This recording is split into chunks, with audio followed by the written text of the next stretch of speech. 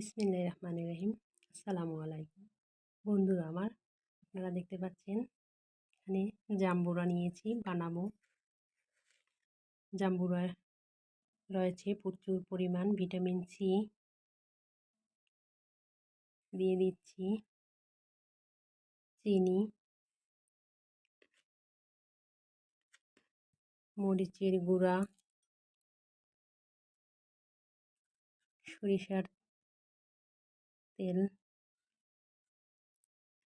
লবণ দিয়ে দিচ্ছি। বানিয়ে দিচ্ছি মিক্স করে।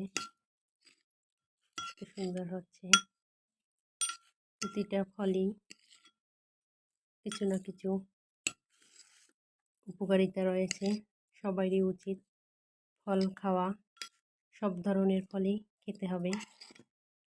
এক এক ধরনের ফলে এক এক রকমের পুষ্টিগুণ রয়েছে।